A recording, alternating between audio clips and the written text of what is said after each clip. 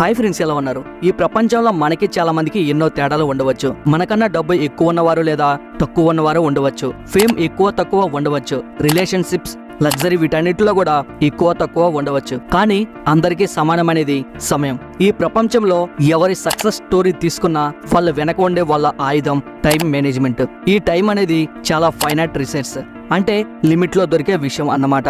And దీన్ని ఎలా వాడుతున్నామో అలాగే దాని ఎఫెక్ట్ మన జీవితం మీద కూడా ఉంటుంది. చాలా మంది అనుకుంటారు టైం మేనేజ్మెంట్ సరిగ్గా ఉంటే ఏమవుద్ది, ఎక్కువ పనులు చేస్తాం అంతే కదా అని. కానీ ఈ టైం మేనేజ్మెంట్ సరిగ్గా ఉంటే ప్రొడక్టివిటీ పెరుగుతుంది, అతి ఆలోచన, ఓవర్ థింకింగ్ తగ్గుతుంది, ఒత్తిడి, స్ట్రెస్ తగ్గుతుంది, వర్క్ లైఫ్ బ్యాలెన్స్ గా ఉంటుంది, అనుకున్న గోల్స్ సమయానికి అచీవ్ చేస్తాం.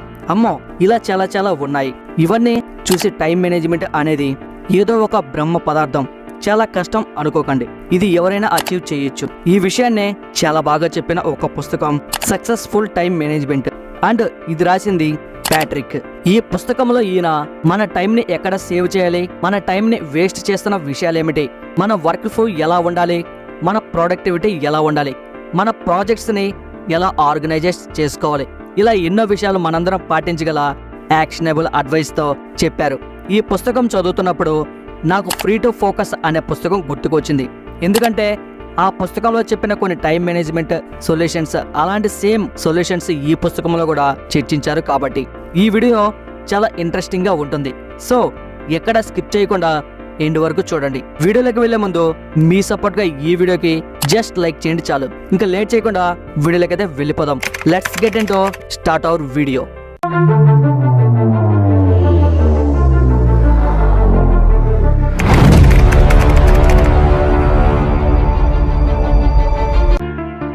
ముందుగా the foundation for time savings. మీరు గనుక ఒక ఆఫీసులో పనిచేసే వారైతే మీరు తప్పకుండా ఇలాంటి ఫీలింగ్స్ లోనయ్యే ఉంటారు. అదేంటంటే, నాకున్న ఈ 24 గంటలు కూడా సరిపోవడం లేదు, నాకు అన్ని పనులున్నాయి అని చాలా మంది ఫీల్ అవుతారు. అయితే ఇలా ఎక్కువగా ఫీల్ అవుతున్న వారు ఎవరైనా సరే వాళ్ళు ముందు ఈ ప్రశ్న వేసుకోండి. నిజానికి మీరు ఆఫీసులో ఎంత సమయం కేవలం పని చేయడం మీద పెడుతున్నారు, ఎంత సమయం నెక్స్ట్ ఏం చేయాలి అని ఆలోచన మీద పెడుతున్నారు, ఎంత సమయం గూగుల్ సెర్చ్ చేస్తున్నారు, ఎంత సమయం మెయిల్స్కి రిప్లై ఇస్తున్నారు, ఎంత సమయం మొబైల్స్ని చూస్తున్నారు, ఎంత సమయం వాట్సాప్లో గడుపుతున్నారు. అసలు మీరు ఈ టైంని ఎలా గడుపుతున్నారనేది క్లియర్గా తెలియాలి అంటే ఒక రోజులో మీరు చేస్తున్న పనులను మీరు రికార్డ్ చేయండి. మీరు చేస్తున్న ప్రతి టాస్క్ని రాసుకోండి. మీరు చేస్తున్న పనులన్నీ 3 భాగాలుగా డివైడ్ చేయండి. 1 plannable time, 2 reactive time, 3 and wasted time. Plannable time అంటే మీ పని కోసం, యాక్చువల్ వర్క్ కోసం వెయిట్ చేస్తున్న టైం. రియాక్టివ్ టైం అంటే జనాలకి రెస్పాండ్ అవుతున్న సమయం, మెయిల్స్ చూడడం, కొలీగ్స్తో కబుర్లు చెప్పడం, వర్క్ గురించి అయినా కూడా కబుర్లు చెప్పినా కూడా అది రియాక్టివ్ టైంలోకి వస్తుంది. నెక్స్ట్ వేస్టెడ్ టైం అంటే ఈ టైంలో మీరు చేస్తోంది మీకు ఉపయోగపడడం లేదు అని, అంటే మొబైల్ చూడడం, ఫ్రెండ్స్తో మాట్లాడడం, వగేరే చిట్చాట్ లాంటివి అన్నమాట. ఇలా గనక మీరు ఒక వారం చేస్తే మీరు ఆశ్చర్యపోతారు. మీ సమయంలో రియాక్టివ్ టైం అండ్ వేస్ట్ టైంకే మీరు ఎక్కువ సమయాన్ని వేస్ట్ చేస్తున్నారు అని. సో మీరు నిజంగా కేవలం పని చేయడానికే అంత టైం అయిపోతుంది అని అనుకుంటున్నారు. కానీ నిజానికి మీ టైం ఈ 2 కాజేస్తున్నాయి. అందుకే మనకి సరైన టైం మేనేజ్మెంట్ స్ట్రాటజీ తెలియాలి. అవి తెలిస్తే ప్లానబుల్ టైం పెరుగుతుంది, అంటే పనిచేసే టైం పెరుగుతుంది. దానికి ఈ పుస్తకంలో 4 ఎలిమెంట్స్ చెప్పారు.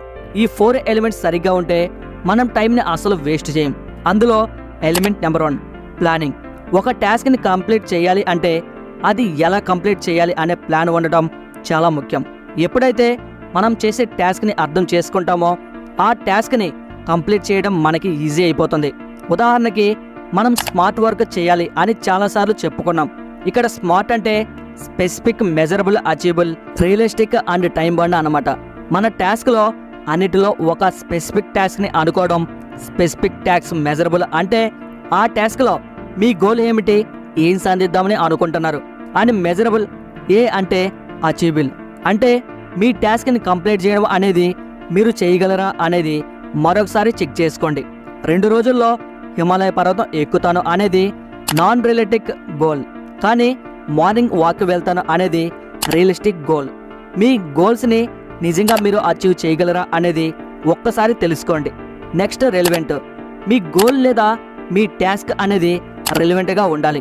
మీ టాస్క్ వల్ల మీకు మీ కంపెనీకి ఉపయోగపడే పక్కాగా ఉండాలి. అండ్ చివరిగా టీ అంటే టైం బాండ్. ఒక టైం అనుకోవాలి, ఆ టైంలో టాస్క్ని కంప్లీట్ చేసే ఐడియా ఉండాలి. అండ్ ఈ స్మార్ట్ టాస్క్ అనే స్ట్రాటజీని మీరు ప్లానింగ్లో వాడచ్చు. Next element implementation.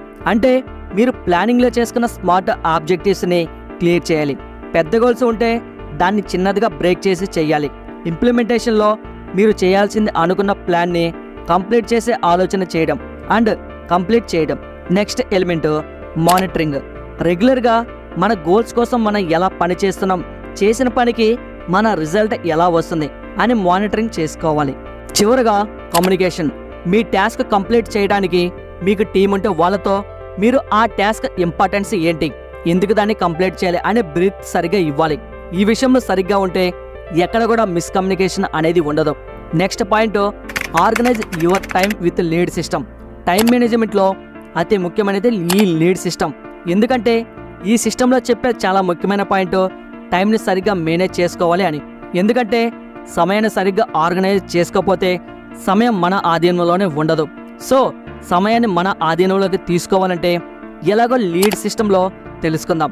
లీడ్లో ఎల్ అంటే లీస్టింగ్ యాక్టివిటీస్. ఈ రోజు లేకపోతే ఈ వారంలో ఆర్ ఈ నెలలో కంప్లీట్ చేయవలసిన టాస్క్ గురించి ఆలోచించడం. నా సజెషన్ అయితే ఈ వారంలో మీరు కంప్లీట్ చేయవలసిన టాస్క్స్ అన్నింటినీ లిస్ట్ డౌన్ చేసుకోండి. మీ టాస్క్ పేరు ఏమిటో రాసుకోండి, దానికి డెడ్ లైన్ రాసుకోండి. ఈ అంటే ఎస్టిమేటింగ్ టైం. నిజాయితీగా మీ టాస్క్ కంప్లీట్ చేయడానికి ఎంత టైం పడుతుంది ఆలోచించండి. అంతేకాదు ఆ టాస్క్ని అర్థం చేసుకోవడానికి ఎంత టైం పడుతుంది, ప్లానింగ్కి ఎంత టైం పడుతుంది అంతా కూడా నిజాయితీగా రాసుకోండి. A stands for allowing contingency time. ముందుగానే రిజర్వ్ డేస్లో పెట్టుకోండి. లైఫ్లో ఏదో ఒక ఇంటరప్షన్ రావచ్చు, దీనికి ముందే ప్రిపేర్డ్గా ఉండండి. కొన్నిసార్లు డిలే అయినా కూడా ప్రొడక్టివ్గా ఉండేలా ప్లాన్ చేసుకోండి. చివరిగా డి అంటే డిజైనింగ్ ప్రయారిటీస్. అన్ని టాస్క్లు అర్జెంటుగా చేయవలసినవి ఉండవు. సో అర్జెంట్ టాస్క్స్ ముందే చూడండి, ఆ టాస్క్ ముందే ప్రయారిటీస్ ఇవ్వండి. ఈ లీడ్ సిస్టమ్ వల్ల మీ వర్క్ అంతా కూడా మీ కంట్రోల్లో ఉన్నట్టు ఉంటుంది. అండ్ మీ టాస్క్స్ని బ్యాచెస్గా విభజించేలా చేస్తుంది. అండ్ ప్రతి టాస్క్ని అర్థం చేసుకునేలా చేస్తుంది.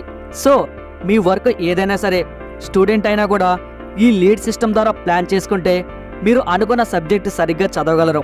Next reduce time wastes. Just ఊహించుకోండి, మీరు చాలా ఇంపార్టెంట్ పనిలో ఉన్నారు and me best friend call చేశాడు.